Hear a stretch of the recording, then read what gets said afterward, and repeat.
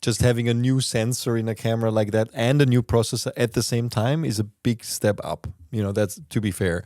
However, of course, I mean, if you look at the competition, and we've talked about this many times before, basically almost all the other manufacturers have moved on to internal RAW recording for video, and we still don't have that from Sony except for the Venice camera and the Burano.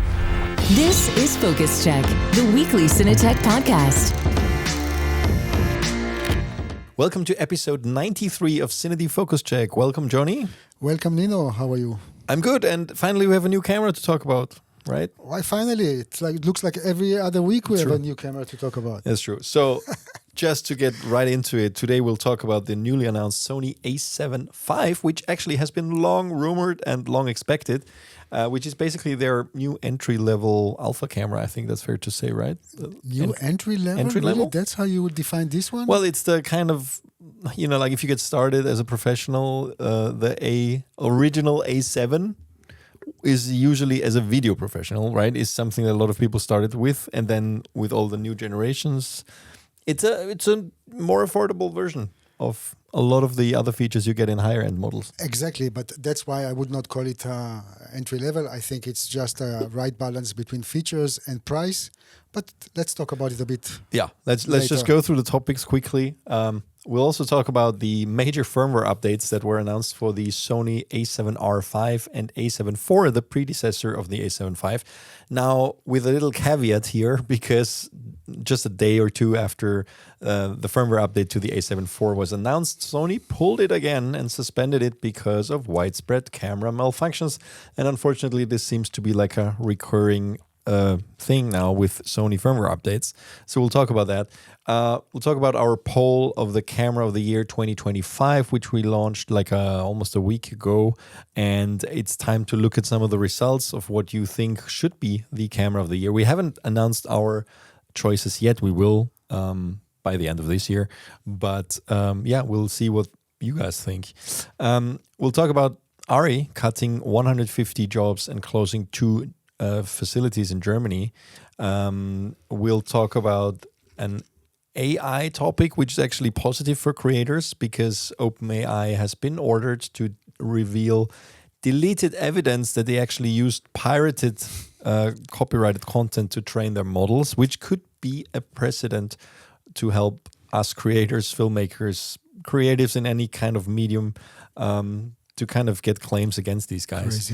We'll talk about a review that our dear friend Jeff made about the HAL picture, how do you say it? Diachromie and Diaphanie color grading, look and texture plugins.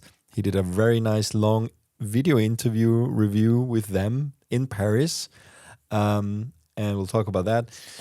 We'll have a bit more of sad news with Dedo Weigert, a heavyweight in the lighting industry. From the person behind Dedo Lights has died at 87, and we published an obituary about him. So we'll talk about him a little bit.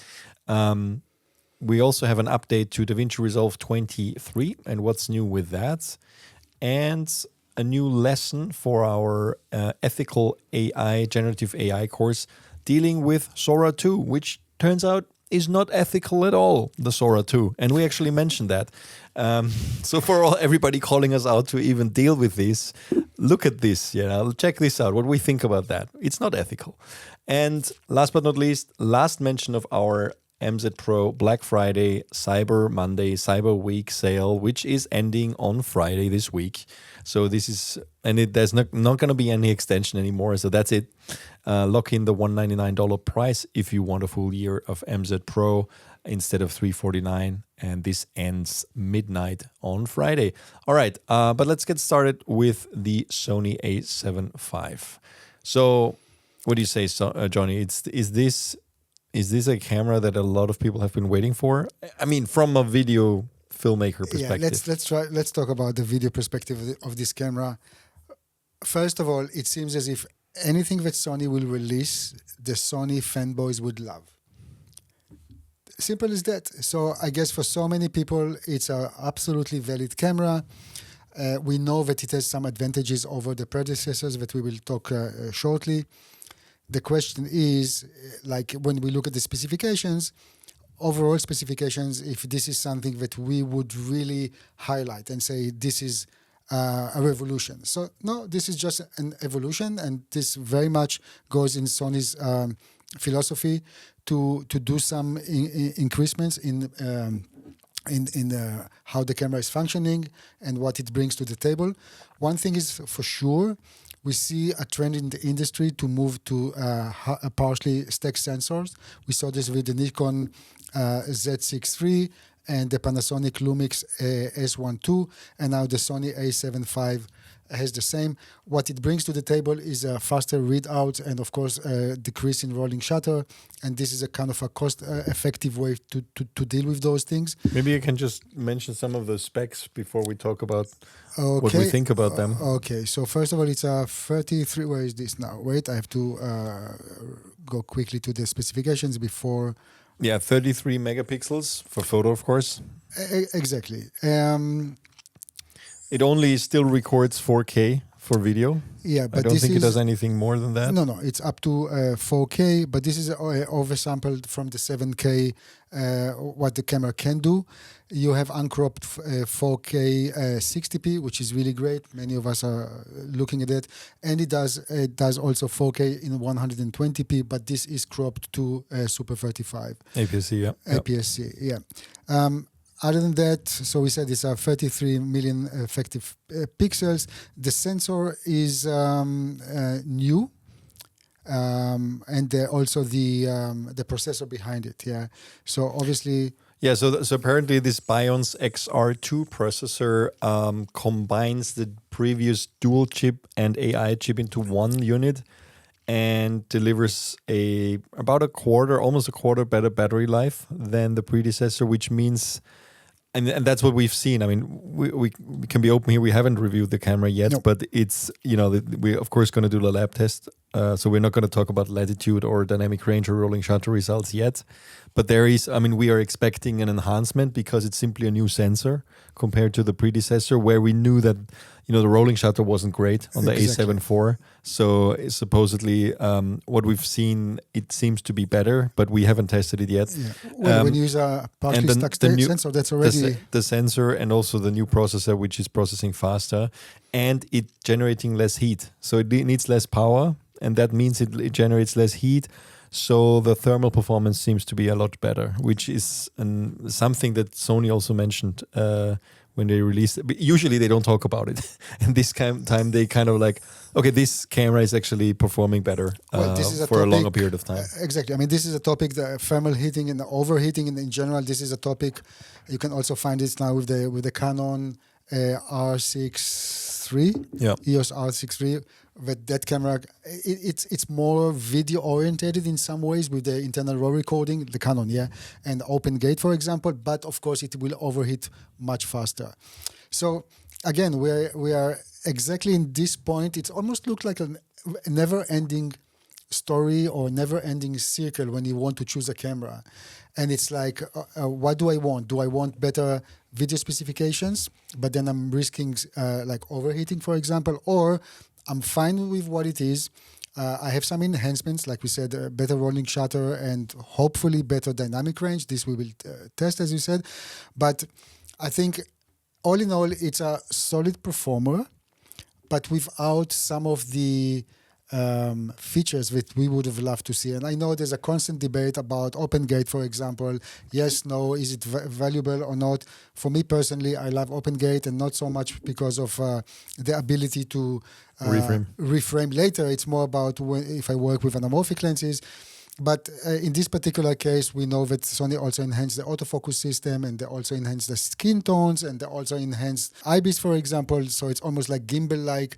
So there are many announcements, but on the other hand, I'm not so sure, and maybe we will see it in the future. We know that what Sony, many times they are doing, they're first releasing an alpha camera, like a hybrid camera, and then they take the best of it and try to, I don't want to say rehouse, but build an FX line camera based on this one. So I will not be surprised if we see some future FX camera, cinema camera, with the many of the specifications and this partially stack sensor in it.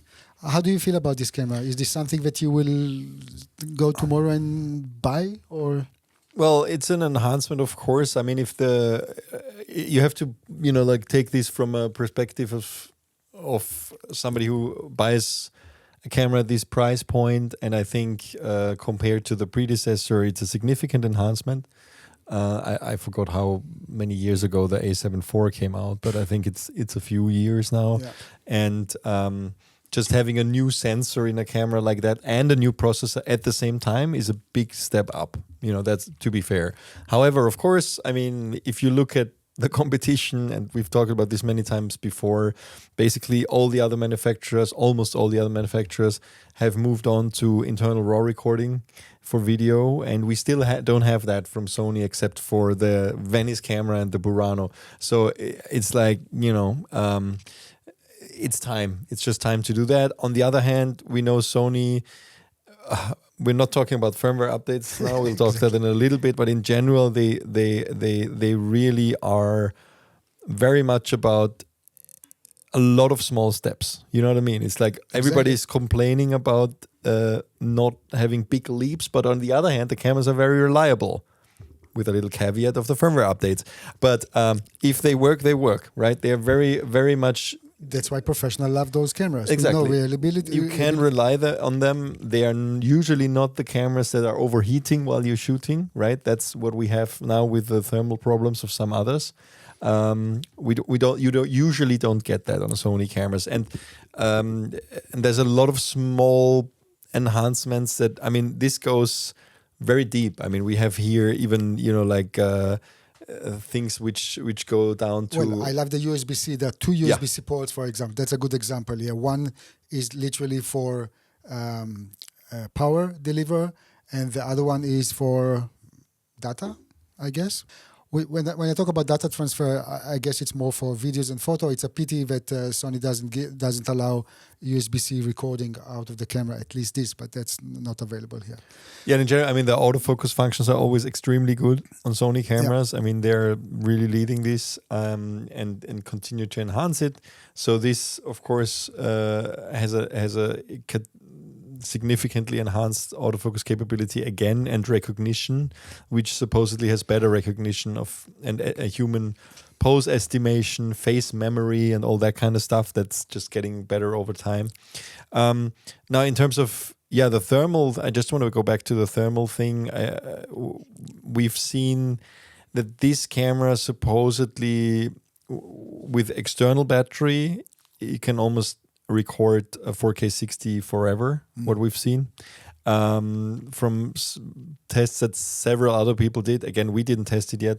Also 4K 60 over 2 hours with an internal battery. That's great, actually. And almost 3 hours 4K 24 oversampled. So, it's significant. And especially if you compare it to something like you mentioned before, the Canon R6 Mark III, which we knew is overheating much quicker. Yeah. So they're doing a lot of nice things here, and I think that a solid base for going forward with some FX line cameras.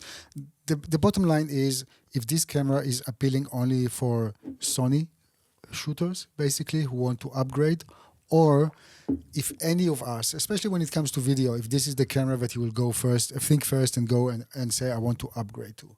Me personally, probably not. I mean, it's very reliable, hopefully, yes. Nice features, yes. But maybe being a hybrid camera, this is not the tool that I will pick up for video. Well, I mean, is the better sensor, the better sensitivity, the higher resolution, and especially what we expect to be a much better rolling shutter performance, I think would be worth upgrading if you're, like a one-man band shooter and doing a lot of handheld work. Yeah. I can see this being a worthy upgrade, because the rolling shutter on the A7 IV, as we measured it, wasn't great. I mean, it was like around 27, 28 milliseconds. So not great. And now new processor, new sensor, this should be much better, and we'll try to do the lab test as soon as possible on this camera. I'm very interested to know about you guys. If you are a Sony shooter, if you'll be updating or upgrading for that camera, and if you're not, if you're using any other camera from any other manufacturer, if this is something for you to consider. Because, for example, with the Nikon ZR, what we saw that other people that are shooting with other cameras literally jumped to a different wagon and went and bought the Nikon ZR. In that regards, Nikon did really well, because it's kind of thinking out of the pond, and opening opportunities for others who never touched a Nikon camera before to now experience and work with Nikon. So that's the question here with the Sony camera. If other people who are shooting with Canon, Fujifilm, Lumix, whatever, will consider to buy this camera.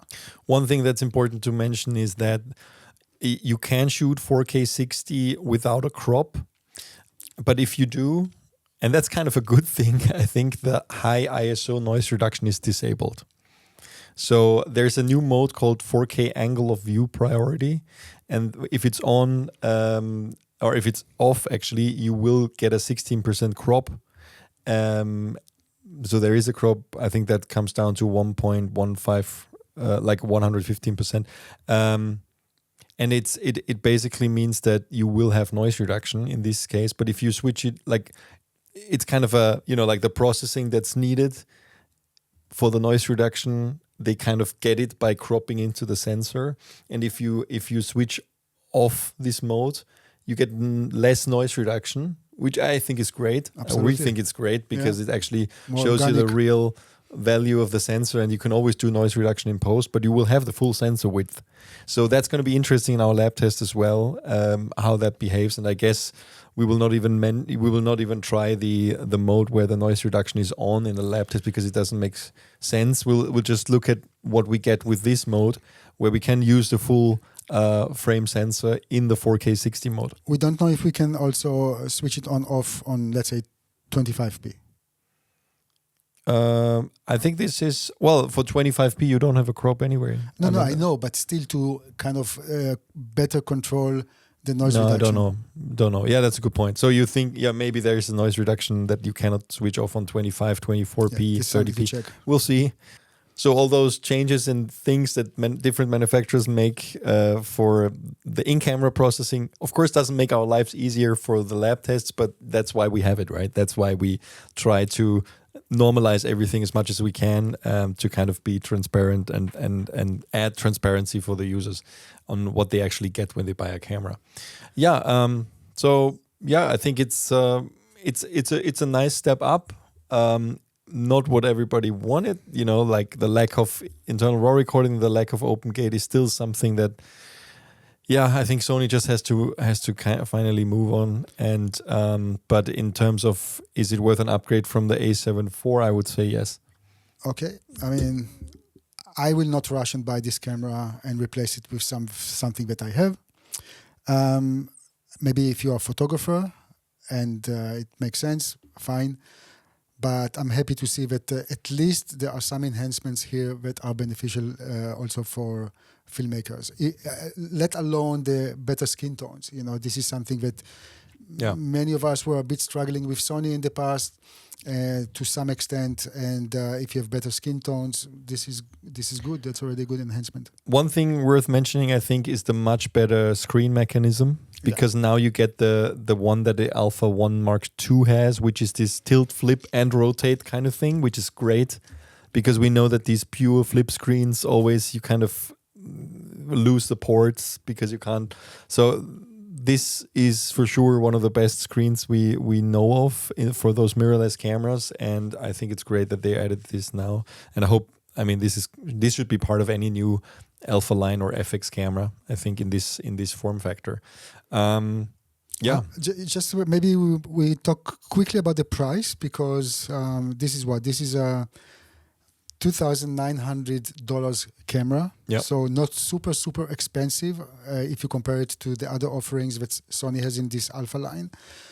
So I think the price is okay. It's kind of aligned to prices of other cameras in this segment. Let me just quickly check how much the Canon EOS R EOS R6 III just out because I can't remember those things by heart. Just to compare quickly. So the new Canon is actually $100 cheaper.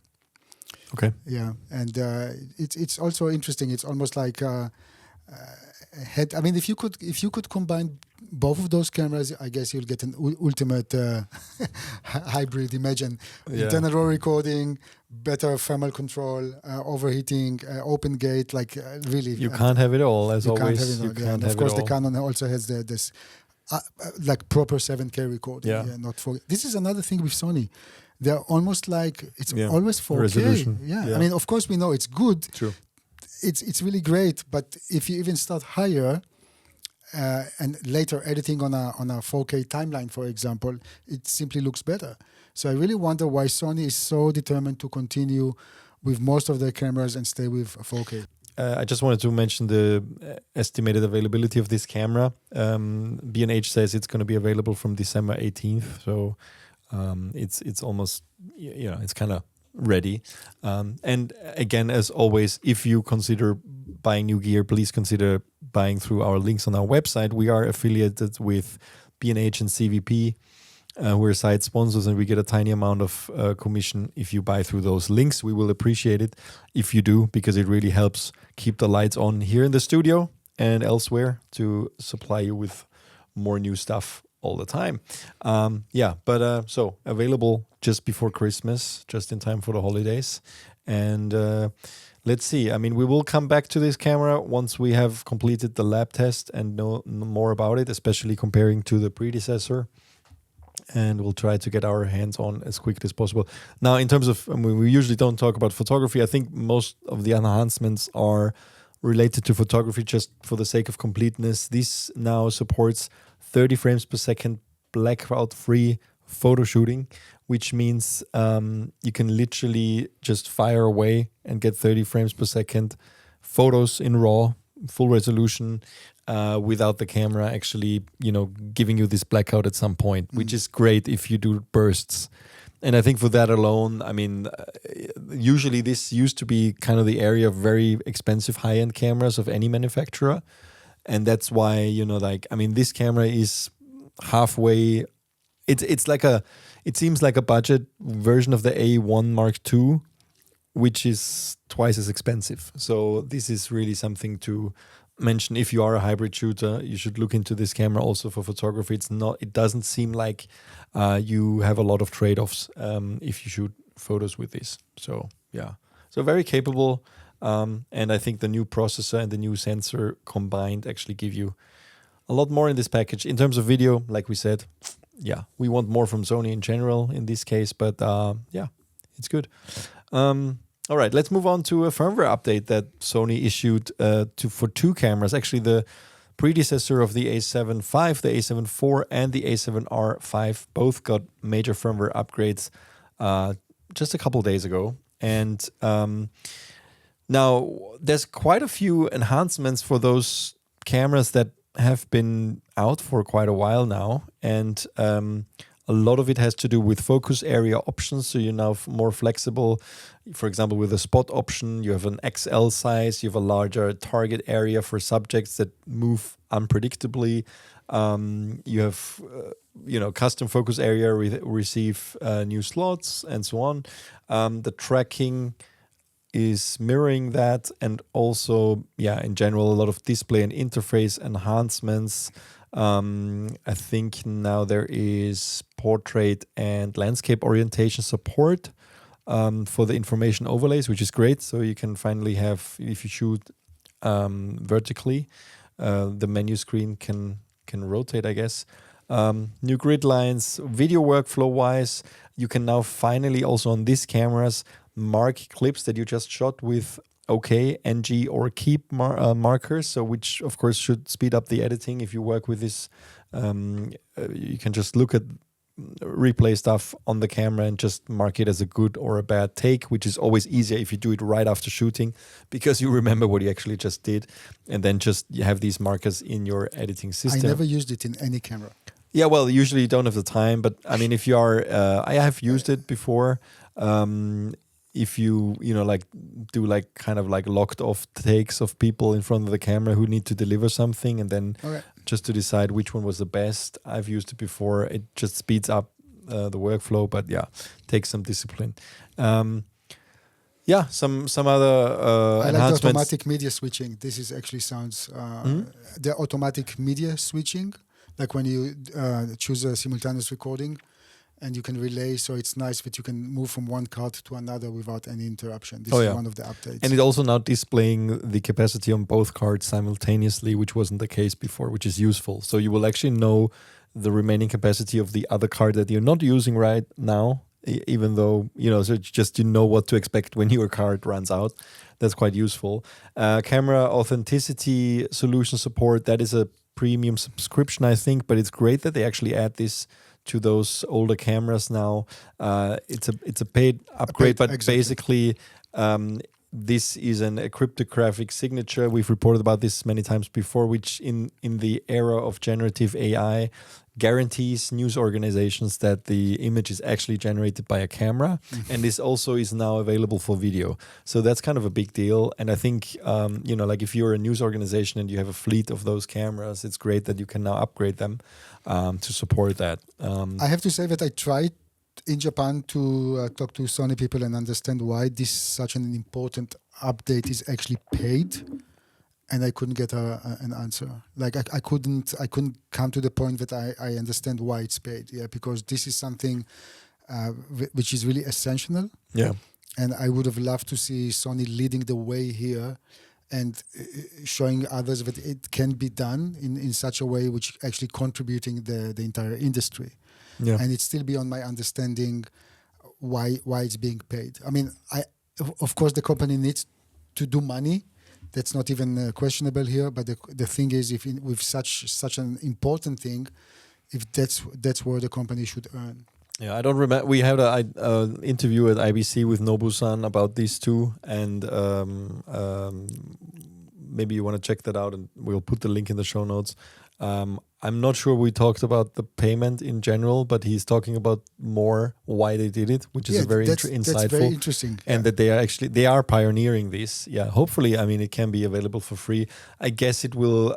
I think it comes down to server processing, because essentially that means you will have to probably process this somewhere in order to determine. But that's just a guess. Yeah, I just hope that they will communicate this. If they have a cost running such a thing, which doesn't really depend on them, but it's more like a server thing, I guess people will understand and people will be okay to pay something to help here. But maybe a bit of more transparency will be helpful. Yeah, Sony is always also good with security updates and bug fixes, specifically when it comes to the connectedness of those cameras, because of course they can be in Wi-Fi and different IP settings, and so basically they are depreciating WPA and WEP Wi-Fi, which we've seen in also other cameras now, in favor of WPA2 and 3 standards.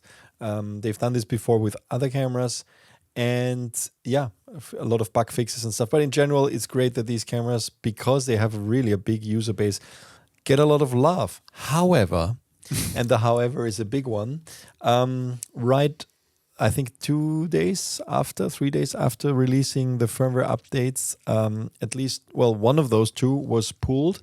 The A7 IV firmware update version 6 has been pulled because of widespread camera malfunctions that have been reported. I wrote about it, and there's like Reddit threads and a lot of other stuff where people are complaining about the camera freezing up, becoming not usable anymore. Some people were able to reset it to factory defaults and then get it to work again. Some others basically rendered the cameras unusable. So it needs to be seen if they can fix their camera by themselves, or they need to send it in to Sony. Now, unfortunately, we can sense with a lot of comments that we've been getting on social media and also on the article that there's a huge frustration from the user side with Sony's firmware updates, because this is not the first time it has happened. It's actually almost like a pattern now. It seems like which is very surprising for me, knowing how Japanese companies are usually working.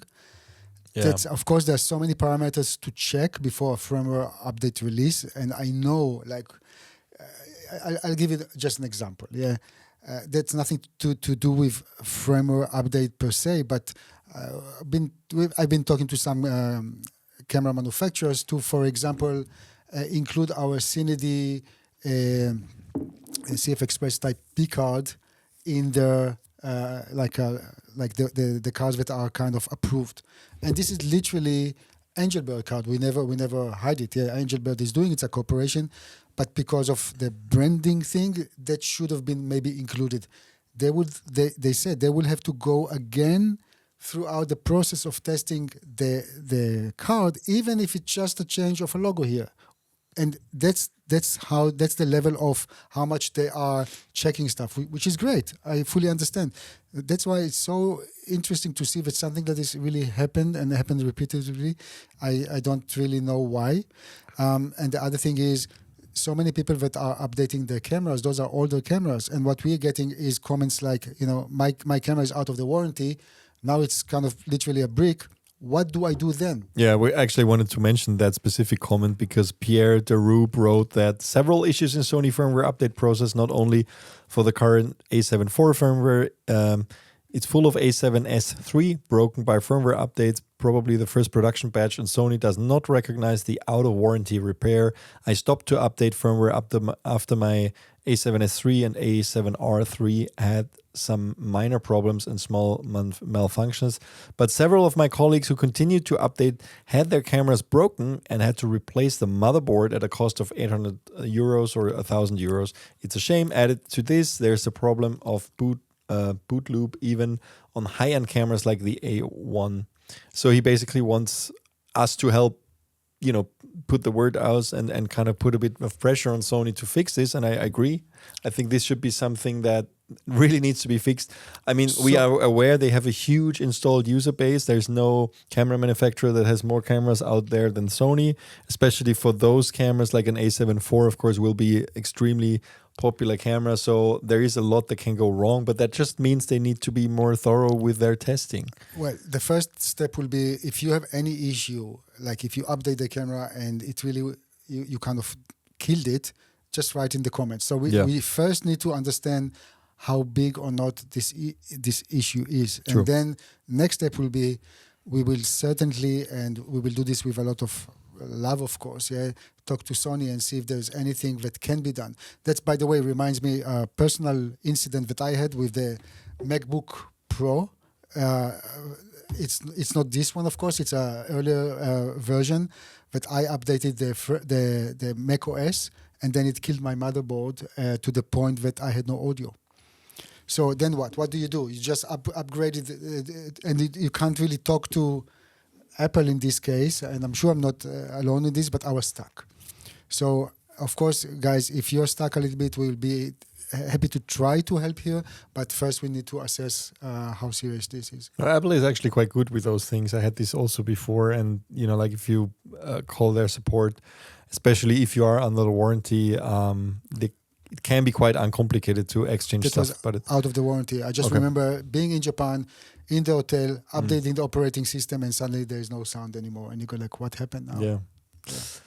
Well, okay. Well, I also, like old story, I think I've shared it before. That was the first time Sony actually allowed users to upgrade firmware by themselves on their cameras was with a Sony EX3, old shoulder mount camera, 16 years ago, and I was one of the fools to try it. And also, again, like you said, it bricked the motherboard. At that time with no proper contact to Sony, had to send it in. The camera was gone for 6 months, and it cost me 1,500 euros at the time, which was insane. And basically, I had to replace. I had, get a rental unit at the same time, and they would not accept, because you explicitly say, and I guess it's still the same. If you do the firmware upgrade yourself, you accept that this can happen. I mean, at that time, it was still new to do this yourself. So you usually always had to go somewhere and get it done and pay for it. But now everybody does it, right? But that's kind of their get out of jail free card, that you give up. The warranty is literally not valid it was, maybe it is now, but it was not valid while you were doing this. So if because they always say like if you pull the power. I didn't, right? This was in Yeah, mains of course. power, and they always say like, well, it had a power failure. Well, how can you prove that this was not the case, right? So, But you also had an issue with, I remember one of your EOS cinema cameras that you, that was when you actually, if the camera was on and then you put a lens, you actually was risking to kill the Johnny camera. is really opening old wounds here. Yeah. This is something too that you had to pay. Yeah, actually, the original Canon C300, you were not You had to switch off. you were not supposed to swap a lens while the camera was on, because of the electrical connection between the mount and the lens, like every camera has. And yeah, it bricked the camera. But that was just a fuse. So it was kind of like it had to go in for repair, and they fixed it even locally here in Vienna. But it's still, I mean, something that shouldn't be even the case. Oh, God, it stresses me out still. But yeah, so yeah, just get in touch with us if you are. I really have to look for more. Nice to see you stressed like this a little bit. It's if you are suffering from that, or if you have had problems with your firmware updates on Sony cameras, let us know. Comment on this article. We'll put the link in the show notes, and we'll do our best to kind of help with the situation and kind of reach out to Sony if they can enhance the process, because they need to know this. And I'm sure they do now. This episode of CineD Focus Check is sponsored by Surui. Are you looking for that anamorphic look without the weight and hassle of traditional cinematic glass? Look no further. Surui has just changed the game with the Astra series, the world's first T1.8 full-frame autofocus anamorphic lenses. These lightweight lenses give you that signature widescreen look with horizontal flares and oval bokeh, but with fast, reliable autofocus. Choose from 50mm, 75mm or 100mm focal lengths, each weighing just 600 to 700 grams. The Kickstarter campaign is live right now with super early pricing starting at just $799. Check the link in our show notes to get your hands on these groundbreaking new lenses. And now back to the show. Let's move on to the poll of the Camera of the Year 2025, which you published like a week ago. Yeah, again, this is so interesting to see. Traditionally, every year we have at the end of the year, during December, of course, we announce our Camera of the Year. And, it feels like it's very funny. Sometimes when we do one Camera of the Year, people are saying, but come on, you have to segment it. So if we are segmenting like cinema camera, video-specific cameras, mobile phones, whatever, people are saying, but why you do this? Just give us one winner. In any case, what we wanted to do here is to hear your voice. That was very interesting for us to think what you guys, what you regard as Camera of the Year. And for cinema cameras or dedicated cinema cameras, we chose the ARRI Alexa 35 Extreme, Fujifilm GFX Eterna 55, and the Red V-Raptor XE 8K VistaVision.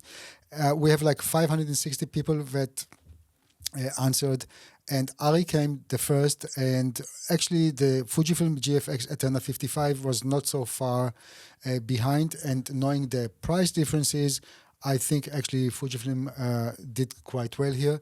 As a side note, when is this? On the middle of December, we will be finally having the camera in-house, and we will test it. Maybe not yet the lab test, but we will do the hands-on review with a nice little story that we are planning to film in London. Anyway, so apparently you guys would love to see, when it comes to us, a dedicated cinema camera, you guys would like to see the ARRI Alexa 35 Extreme as the winner. I just hope that you also have the money to buy one. But moving on to the video-specific cameras of the year, we had the Blackmagic Design Pixis 12K, Canon EOS C50, Nikon ZR, and the Sony FX2.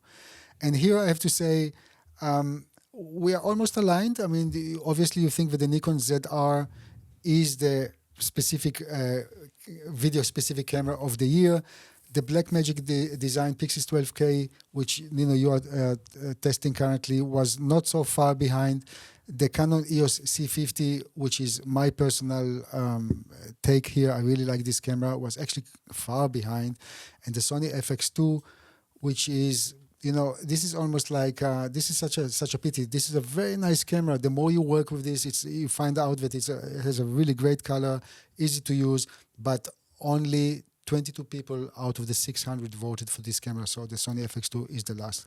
The biggest 12K actually surprised me here. I think it's probably a camera that kind of got a little bit lost in the whole shuffle. It's also, I think, because they announced it, correct me if I'm wrong, at NAB, and it took them a very long time to ship it. So, and also to send out review units. I mean, we received it like a few weeks ago. Yeah.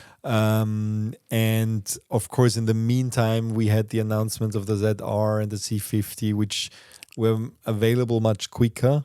So it's almost like the interest died down, but for the wrong reasons, because it is really a very nice camera, and the sensor of the Pixis 12K is the same one as for the Ursa Cine 12K, which, if you remember in our lab test, it's incredibly well performing. I mean, it's, like we haven't finished the lab test on the Pixis 12K yet, but we expect results to be very similar to the Ursa Cine 12K, maybe with a little bit less, performance simply because of a slightly slower processor. But in general, this is nothing has come that close to an Alexa 35 in terms of, dynamic range and latitude so far. And the form factor, I love the form factor of the Pixis 12K. It's so nice. This little... I think no photo is doing justice to it. It's amazing how small it is and how easy to handle. Also, the viewfinder is great. They are like the original viewfinder that they have. Also, the new touch screen that they added. It's a very nice package. The only thing that's really missing for me is better autofocus. In general, that's a Blackmagic thing. And, of course, internal NDs. But, of course, the other ones in this list also kind of don't have it. So I mean the ZR and so on, but it's an incredible offering. So I like that people actually seem to share this sentiment, because it's almost the same as the ZR in the results. I mean, it's not that expensive. It's $5,500 US. So I think it's really priced well. So all in all, when I look at these video-specific cameras, the Nikon ZR we tested, the Blackmagic design Pixis 12K, you are working on it. We tested the Canon EOS C50, which is, by the way, not available yet. It should come out soon. And we tested the Sony FX2. Just one last thing I wanted to add. I mean, it's like, of course, we always have to categorize cameras for those things, and it's not always easy. And this, I mean, if you, of course, in terms of pricing and so on, the Pixis and the shape of the camera, it's kind of alone now, you know what I mean? It's like it's almost like it's like an FX6 type, right? In terms of price and shape, size. Much smaller, yeah. Okay. No, it's not much smaller. It's just the FX6 is actually kind of the same size as a Pixis 12K, but it's right now there's no other new camera in this segment, right? We have a lot of mirrorless size announcement, and we had a lot of discussions before about what is a cinema camera, because we now have so many mirrorless type cameras that are called cinema cameras, like the ZR and the C50 and so on, and the FX2.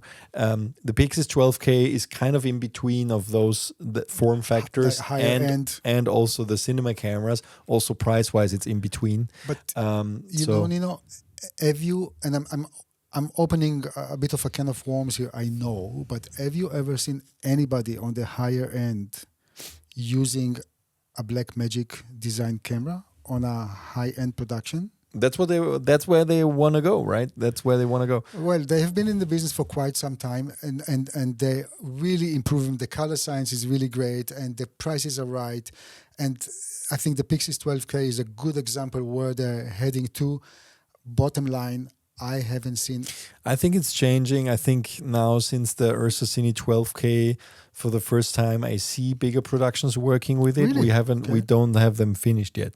Yeah, there is quite a few things that are in production now, because we get those PR interview requests, like from representatives of DPs and studios. It's coming. I think it's coming, but I agree. So far, no. Blackmagic has been trying hard. We talked about this before. I think the Ursa 12K is an amazing camera. I think probably the 17K too, and the Pixis 6K, 12K. It's just all of that is being released at a time where the industry, the high end especially, is suffering. So you can, like, all those like all those high-end Alexas are actually available at a discount for rental. So why would you choose a different one, right? So it's like it's a difficult time to enter the high-end market in this, but it's coming. It's coming. I think it's coming because people are recognizing. I'm just interested if you guys ordered the camera or already working with it. Just let us know. I mean, I really genuinely want to know your opinion about the Blackmagic Design Pixis 12K. Yeah. But moving on, and of course, the most packed category is the mirrorless hybrid cameras. Here we have the Canon EOS R6 III, the Canon PowerShot V1, Canon EOS R55, and Fujifilm X-T33, Fujifilm X-E5, Fujifilm GFX100 RF, Leica SL3 Reporter, Nikon Z5 II, and then a whole bunch from Panasonic, the Lumix S1 II, S1R2, S1 IIe, and of course the Sigma BF, which is more of a fashionable thing and less for video. But all in all, I think and also just to be, I mean, this poll, we released this before the Sony A7 IV was released, so that's why it's not part of this. That's right. But I think it's quite clear that the winner here is the Lumix S1 II, being followed by the EOS R6 III from obvious reasons, because it's very similar. What the Canon is offering is very similar to the C50, just without the overheating control, basically. You still have the 7K open gate and so on, so it's interesting. But and then of course we had the last category, which is smartphone and action cameras. I will not go through the list. I can just say that we had the Apple, the iPhone 17 Pro and Max, DJI stuff, Insta360 stuff, Samsung, Google Pixel, Vivo, Xiaomi, Huawei, and so on. And the absolute winner here is the Apple, the iPhone 17 Pro. I think in this case, I mean, this is, it's just a category where we really don't test much. I mean, we are testing the 17 Pro. It's more about what people are thinking. And but I think also there's kind of a knowledge gap in terms of what different smartphones are capable of producing. And I have seen images from the Vivo, what is it called? The Vivo X200 Ultra, and they are breathtaking. I mean, they are really video or images? Photos. But I'm talking about, in this case, I'm talking about photos. The photos from this phone are absolutely mind-bending in a sense that I could not see the difference anymore to some mirrorless photos. It's just simply amazing. I haven't tested it, but it's incredible. What it can do. It's just, we have to come up with a category to compare smartphones, I guess. Yeah. Probably. Well, when they will just be more focused on the video side, that will be great. I think none of them, or maybe some of them, are offering internal raw recording or external raw recording. Yeah. Well, that's where Apple is still unique with the Apple Log 2 and the ProRes RAW now. This is still unique, and we're working on the lab test of that. We're also trying to make sense of some of the results because of in-camera and in-phone processing, it's not so easy sometimes to determine and actually get to the bottom of all those results. So there is a lot of communication in the background before we release any of those lab tests. But we are working on the lab test of the Apple iPhone 17 Pro and Pro Max. So bottom line, by the end of next week, we will finish our article with the camera of the year. It's nice to see that this time we are pretty much aligned with the community. I just want to say that all in all, when you look at this list, you see that it was a very busy year for manufacturers, and actually all the big ones, everybody kind of showed what they can do. I think the consensus is that there is no bad camera anymore. If you want to shoot video, you really should not look for any excuses why not to film, why not to create, why not to do. Yeah. What is really missing for me here, I think from the technical aspect, we are completely covered. Yeah, there is no doubt about it. What is really missing when I look at some stuff is more about the knowledge of storytelling. I think this is hugely being neglected, and I really hope that any of the big camera manufacturers will also start to cater and help and push the knowledge, like how to create a story. And this can go on different ways. Yeah, it doesn't matter if you're shooting a wedding and later on you want to create a story from that, or a documentary, or even a commercial. I see so many times reputable DOPs publishing in Facebook or whatever. Look, I completed a big commercial now. And at the end, there is no story. It's just a compliance of, like they just put together beautifully shot images and that's it. And then you ask yourself, where is the storytelling? Even here in the 30 seconds, which is sometimes more challenging. So that's what I would love to see. Of course, we will do our best throughout our MZed education platform to try to push more storytelling in general. But I think this is really, really neglected. Well, I think a good course for that is actually the visual storytelling course from Vincent Laforet, because he's talking exactly about that, how tell stories with images. As a DP, of course, there's always because you mentioned commercials, there's always this, you sometimes are just part of the crew and you're executing the vision of a director on a script as much as you can, so you can't really influence the actual story of something sometimes, unless you're really working alone. But on the other hand, there are ways to tell a story with images and enhance a story with images. And if you are a one-man band, if you're able to do this alone, which it's becoming more and more commonplace to work in smaller teams and so on. Absolutely, the storytelling is what's lacking, and I don't know what the manufacturers can do to help with that. But I think through that technology, I think we're still. I like everything that kind of connects production with pre-production and post-production, and I think this whole time, I think actually Panasonic is doing a nice job with their apps, the Lumix apps that are really trying to, you have storyboarding connected to your camera and stuff like that. And I think, we need to do a better job educating, but they also need to do a better job kind of connecting the dots, because that's why smartphones also are eating everybody's lunch, is because the integration and the connection between the capturing of any types of images, and doesn't matter if it's stills or video, with actually delivering them is becoming so much shorter. And I think just connecting the dots and making those things easier for people in the planning phase, in the execution phase, and the delivery phase, and that also connects to camera, to cloud, and all those things. You just make this easier. Just make the technology go away. Basically, press a button and kind of be faster to your result. That will also help with storytelling. Yeah. Well, as far as I see this, all those companies are really, really good with marketing hardware, meaning cameras. I don't think that many of them are investing in the people behind.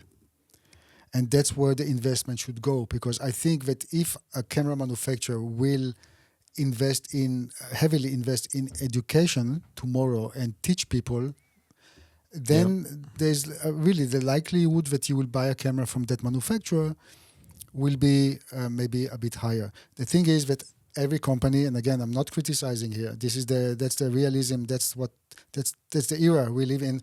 Everybody wants to see good figures instantly. So you need to sell as much as possible. But at the end, I think that it will be very wise to invest in the people behind it. That's us, even before investing in their hardware. Well, I think out of all those camera manufacturers right now, who does the best job in this regard is Blackmagic Design, because they've really, I think... Why? How? Yeah, I think so. Because they, if you think about the ecosystem that they have, which is software and hardware, it's so interconnected. And there is a real benefit to using their cameras with their hardware and but again, you're talking about I put it under hardware, even if it's some of it is software. But where do you see Blackmagic Design investing more in people and educate them? Well, yeah, I mean, when it comes to filmmaking, I'm not talking now about the editing part.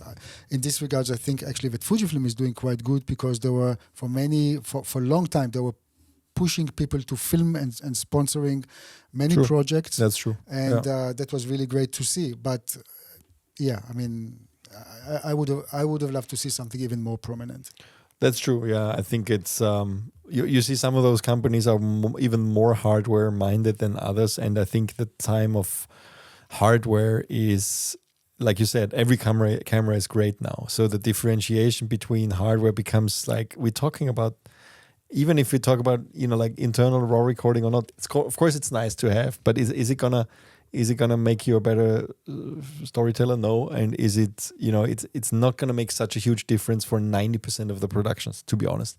And like you said, it's like, it would be nice to see them talk more about education, but also their kind of like how everything is connected from what they do to how can you actually get to the result you want quicker, because that's also what it's about, right? To make the technology go away. And the problem often is, with more features added to a lot of those cameras, the cameras shouldn't get harder to operate. They should get easier to operate to get the same results. And in that regard, I think Fuji does a great job, and Blackmagic Design, they both do a good job also in terms of like how to operate their cameras, right? Because I love the menu design of Blackmagic cameras. It's easy. Incredible. I mean, you have everything at your fingertips, and you're not looking for stuff, and you're always looking for stuff with other camera menus. It's like, well, many of them simply have this hybrid cameras menu, and then even if they move to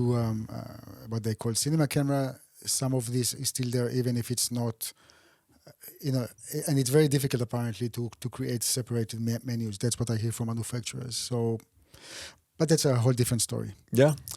Okay, but an interesting one. Just let us know if you're still interested. I mean, we are of course interested to hear your opinion about Camera of the Year 2025. And if you have a minute, why not to go and just vote in our poll? That would be nice. Yeah. And let's move on to some bit of news. So ARRI reported, actually Bloomberg reported that ARRI is cutting 150 jobs and closing 2 German facilities. We know that we've talked about this before, that ARRI is currently, not in an easy phase. In general, there has been another Bloomberg report about a half a year ago where they are looking for a buyer of the company. For those of you who don't know, ARRI is a private company. And so, like all those, a lot of the details are, of course, not known. But they are looking probably for somebody to invest in them, because the high-end market has been suffering a lot over the last couple of years. And now, unfortunately, the news is that 150 positions are being eliminated by the year's end, so basically during December. And that includes actually also distribution operations, the lighting factory, repair center in Stephanskirchen and Brandenburg in Germany. And they are, about 1/3 of the affected employees are being offered to relocate to ARRI's headquarters in Munich. And we've also heard that I think they're shutting down ARRI in Burbank. Somebody reported as well. I mean, a spokesperson of ARRI, Kevin Schwutke, said that, like many companies in the film industry, ARRI is undergoing a significant transformation to address lasting shifts in the market demand while reinforcing its core strengths, which is corporate wording for we have less demand for our cameras and we want to focus on what we do best. And I think it's, like while we have talked about before what we think ARRI should do in our opinions, they are focusing on their seem to be focusing on their cameras, which is good news, I think. They seem to be kind of divesting from the lighting business, which I think it's fair to say some other players in the market like Nanlite and Aperture have been eating the lunch over the last couple of years, also in the high-end lighting department. And so there's a lot of restructuring going on. And well, because it's a private business, basically. The Stahl family, I hope I'm pronouncing it correctly without the German accent, they're the one that actually owns ARRI, and they have so many other businesses. And when you look at a business, you also have to see if it's profitable. I can only hope that this, so many years of experience and heritage will not just go down the drain. I hope down the drain. I really hope that eventually there will be some new opportunities. to either do some new stuff that not necessarily is very expensive. Yeah, there's just a matter of shifting the boat, acknowledging that the higher end of the industry is bleeding right now. And I'm not saying that ARRI should do cameras that cost $5,000 or euros. This is, of course, they will never do this, yeah. But there's an in-between way. There's some other ways to do stuff. And I really wonder where that's going to end, hopefully on a positive note, because we know, when it's a business, it's a business. I really wonder if you're also emotional about it and up to what extent. But obviously this direction is really hard. Like 150 people losing jobs. Yeah. Yeah, let's hope they are working on something. I think they still have a lot of opportunities. Just I don't want to reopen the whole discussion that we already had. But basically, yeah, like their brand, color science, and look is worth a lot. And I think if there was a way to make that more accessible to more people in whatever shape or form, with whoever partner or not, that would be great. Yeah. So absolutely. I think something. I think it will still be a premium brand for sure. I think it has to be. But even if it's premium but more accessible, I think they can take a page out of Leica's playbook. And I think Leica went through a similar thing in the photography market, and they seem to be, like we reported about before, they seem to have successfully turned around the company, which we is quite profitable now, and people are very eager to get their hands on new cameras. And yeah, so let's see. Good. Let's move on from this to something not directly related but kind of related. So actually we reported about an verdict that OpenAI was delivered about a copyright topic, basically. So turned out, that's not directly related to the filmmaking industry, but I wrote about it because I think it can have severe implications for creators affected by what's happening with AI. And basically, a federal judge in the US has ordered OpenAI to reveal internal communication regarding pirated books that they've used to train their data sets. So there is evidence that there has been a Slack channel internally at OpenAI where they discussed, under the name of Project Clear, to delete books that they have downloaded from a known pirate website that is sharing actually pirated copies of books. And those are specifically 2 data sets that have been deleted and apparently, supposedly, have been used to train the models of OpenAI. Now, the interesting thing is that OpenAI has been contradicting themselves on this matter. So basically, there was a discussion that, first of all, there was a Slack channel where they discussed the deletion. Then OpenAI initially claimed that the datasets were removed due to non-use, and then they attempted to withdraw that statement and assert attorney-client privilege, but the court rejected that approach because they found that OpenAI waived their privilege by making inconsistent claims. Now, it's interesting because there has been a settlement by Anthropic, which is the company behind Claude, in September, which validates the legal theory which is now targeting OpenAI, because reportedly Anthropic paid $1.5 billion after a judge ruled that downloading 7 million pirated books made all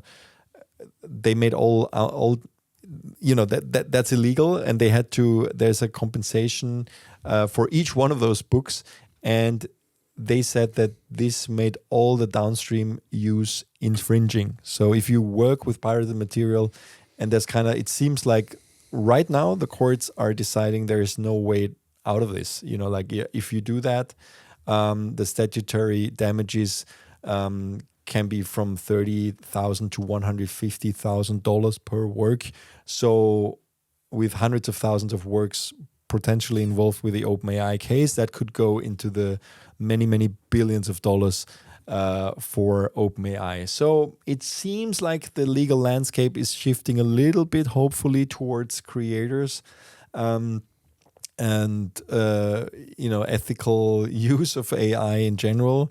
So yeah, that's kind of good news, because it could this Anthropic settlement could really, or actually this lawsuit, the settlement with Anthropic could be like a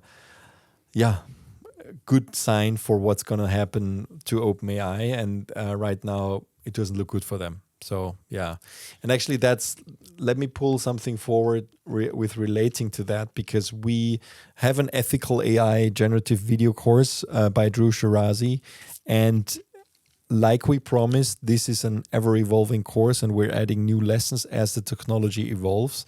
Now, why is it called an ethical AI course? We're working with models that are, first of all, he's working with his own creative work. He's working with his own photos and videos and using generative video to enhance that and change it. But we added a lesson on Sora too. And the interesting thing is that as part of that lesson, if you're a member of MZed, you have full access to that. The verdict is that it's not ethical. Like, it's not ethical the way it works. In the lesson, he's actually testing it. He's just uploading a reference photo of his cat actually, and added a text description.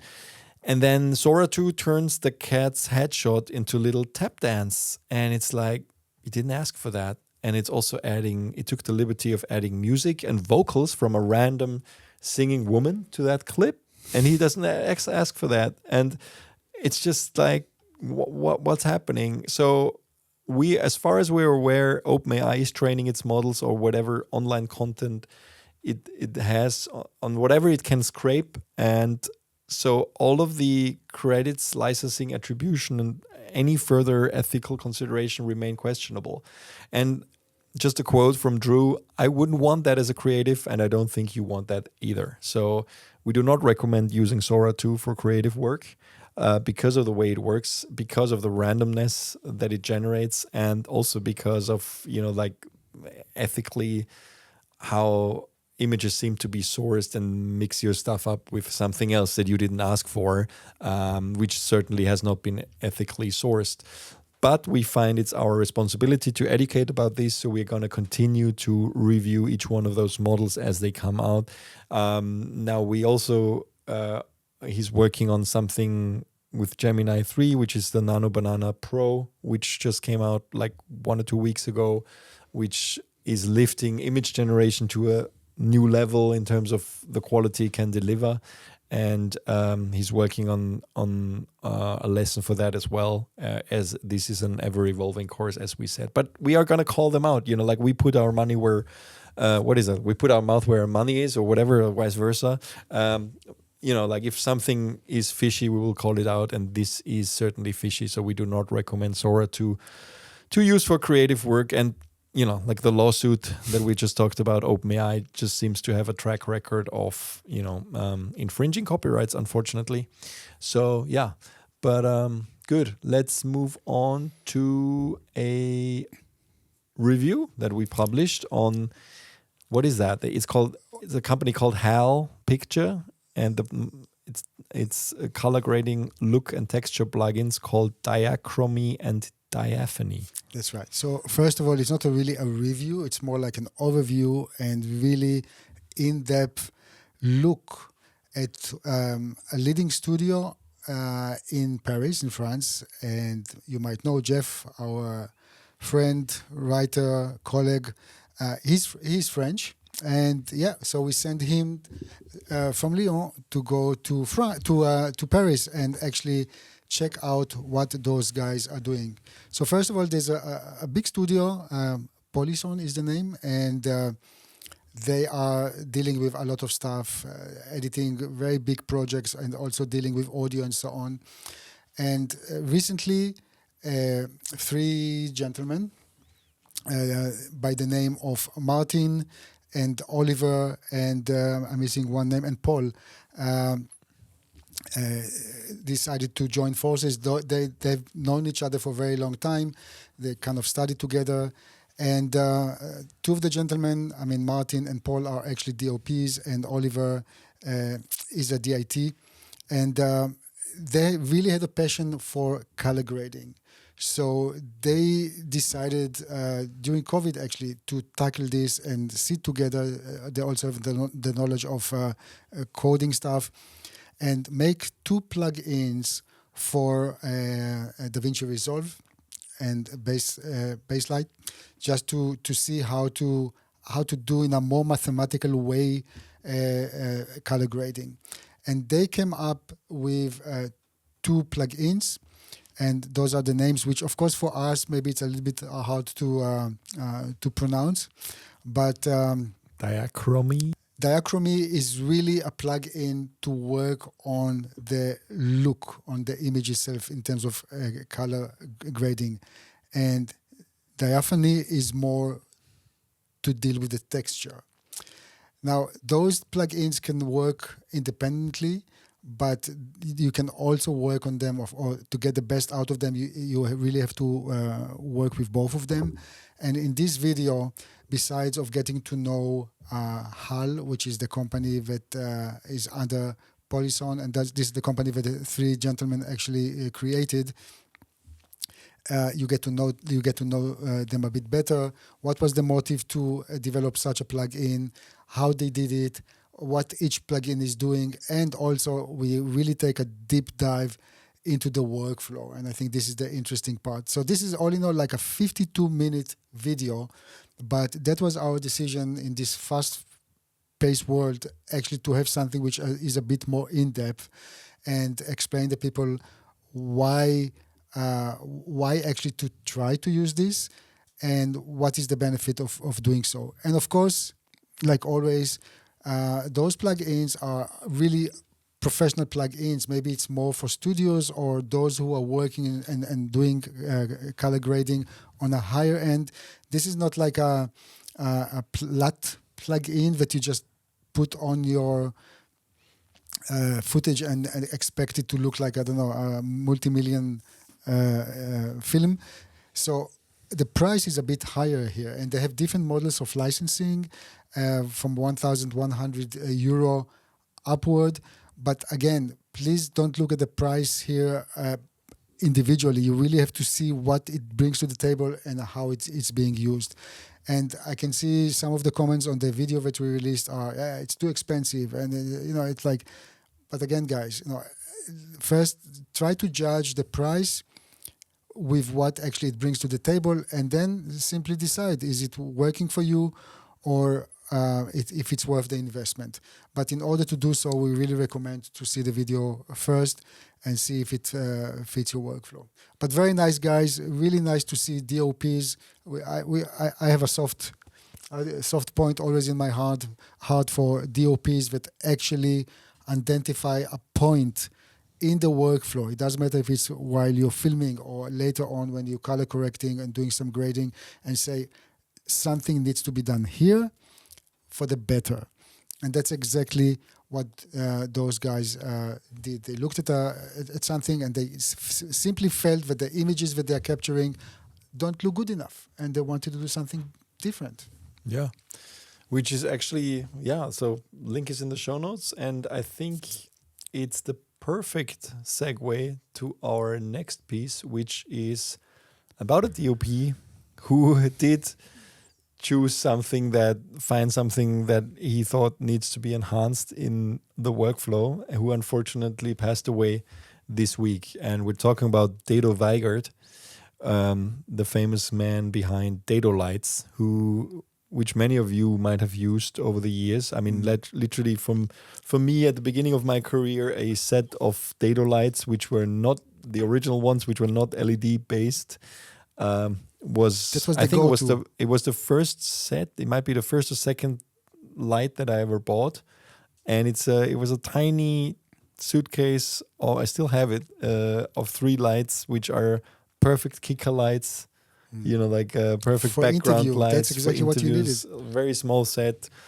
and you could tell it was made or invented by somebody who knows what they're doing, because at that time, every other light that you could get was very large, took a lot of space to transport. So Dedo Weigert just passed away at 87, and for any of you who have ever attended trade shows like NAB, IBC, or Eurocine and other trade shows like that, he was a fixture at those shows. He was always, up until this year with 86, he just turned 87, he was still there, and you could just approach him and talk to him, and he was like a encyclopedia of lighting knowledge.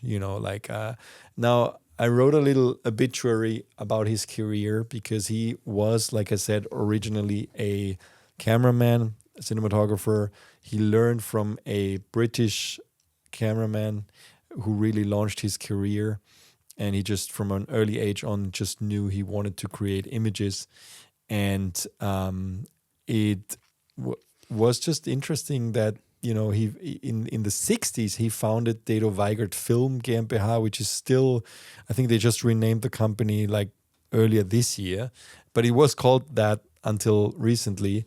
And then they became one of Germany's major importers of film and video equipment, eventually representing Tiffen filters, Aton cameras, and also KinoFlow. And then in the 80s started to make his own lights. And that was exactly when the Fresnel lights that were on the market, which were not very efficient, he kind of reinvented the system. And he had a patented dual aspheric lens system, which was actually in those lights, that one of the ones that I bought, which increased efficiency and were much more focusable, basically, than the lights focus, before. Of course, you could really have a spot there, and which allowed you to do a lot more precise lighting with small lights, especially.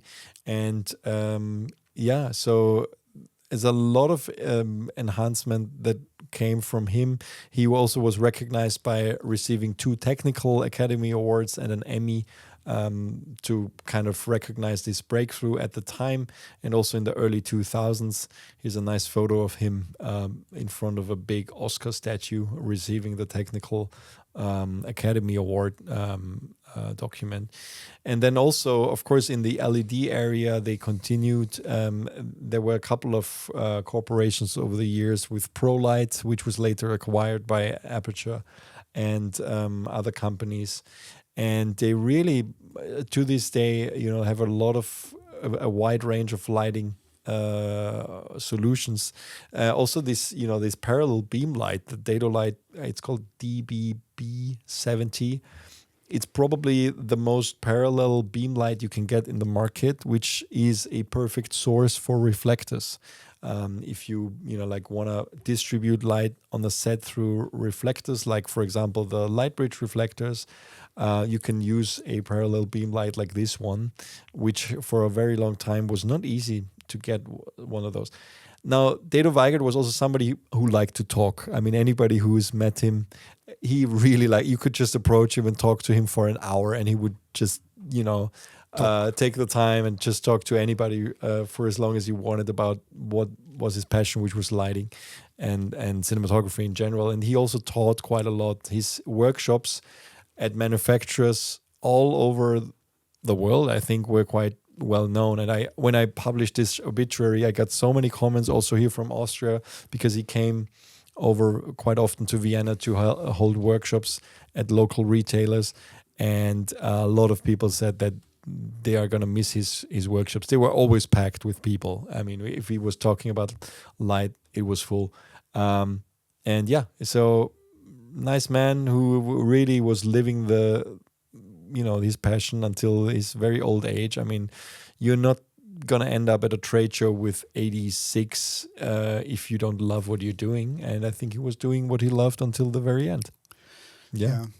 But Nino, as sad as it is, lives move on, and we also, for the sake of everything, we just have to report on other stuff, even if it sounds like completely unconnected. Yeah, okay. Let's go back to the normal news then. And, it's kind of the last piece of news. Small update to DaVinci Resolve. It's version 23 now, and the headline features here 32K support on Apple M5 computers, timeline snapshots, and metadata improvements. Now, 32K sounds crazy, and it is, and it's actually leveraging the new processing power you get with Apple's M5 processors, which, as we know, haven't rolled out in a big way yet. Right now we have, I think, one MacBook and an iPad that actually has the processor. I mean, I guess this will change soon and expand to more models.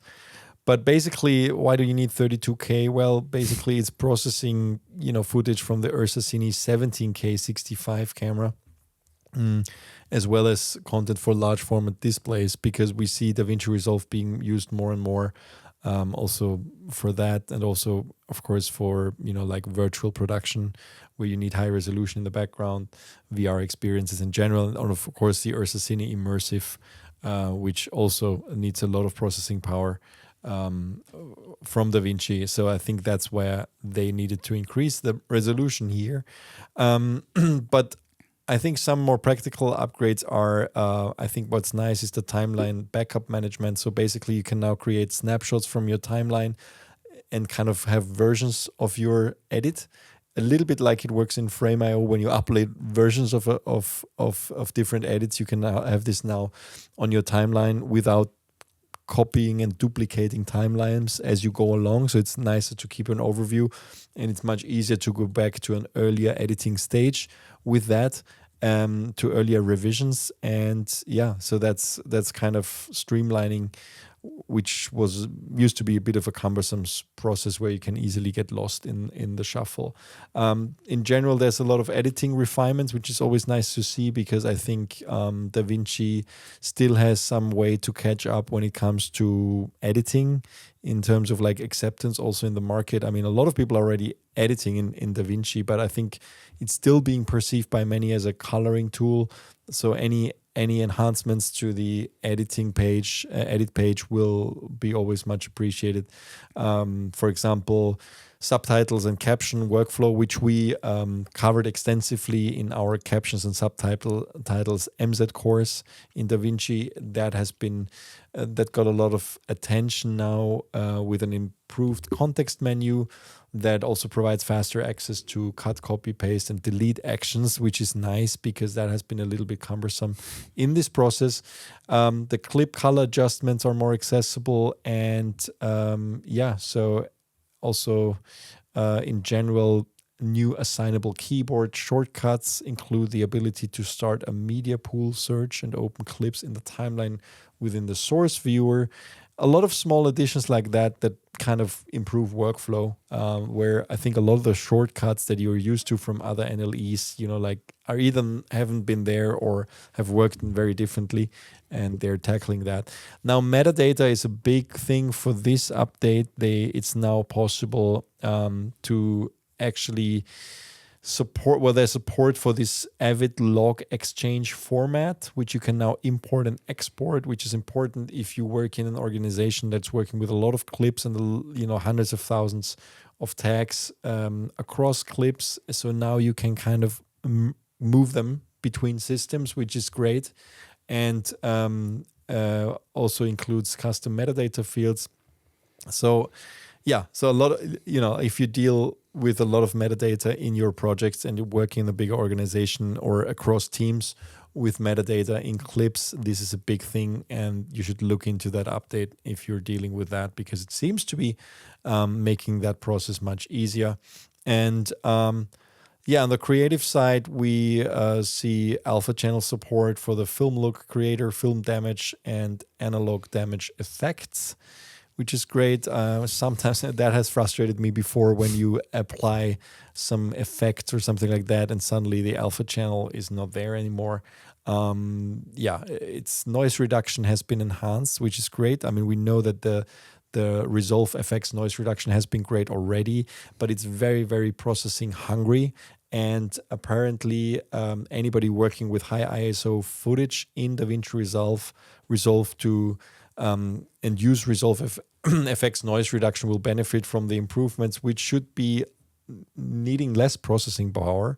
So let's see how fast that is now, because it has been something that, could actually grind your process to a halt if you're not on the newest computer. So it's much appreciated. HDR and immersive workflow has been enhanced. So they're still working on, adding stuff there, and different new standards for HDR are there. And that's the big headline thing, which is kind of like lost in the shuffle, but iPad users can finally take advantage of the background rendering option in iPadOS 26. So I think we've talked about this before. iPadOS 26 finally allows background processes on iPod software. And for some reason, we still haven't had the update for Final Cut Pro for iPad that allows that. Originally, we were expecting that over the summer. It's still not here. So you still cannot do background render in Final Cut Pro for iPad, which is unfortunate, because it literally means when you're exporting something, you just stuck. You cannot change to a different app. It's almost like, it feels like macOS, 7, before before they had the X and then dropped the X.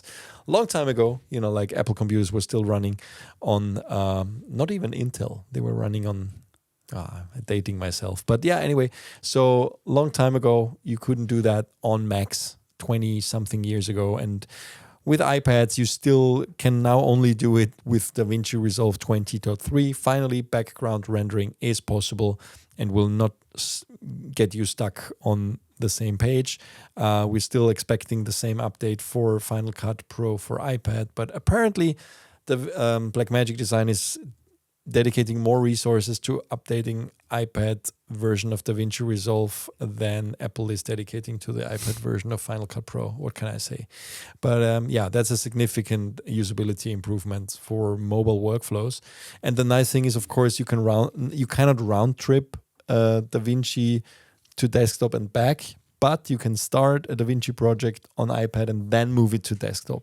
I understand why you can't move back. I think it's the same for Final Cut, because you don't have all the functions that you have on the desktop version on the iPad. So if you do any edits, and then you moved it back, and it would just that's why it's probably not possible. But I think it's nice to have the ability to start an edit on the go on an iPad and then move on to the desktop later on.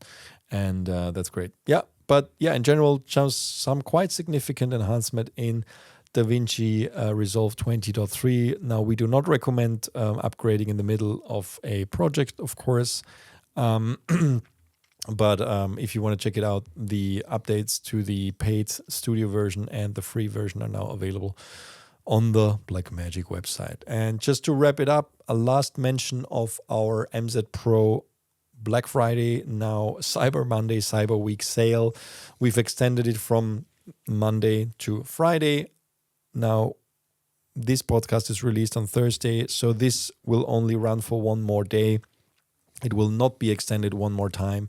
So you can get an annual subscription to MZed Pro for $199 instead of $349.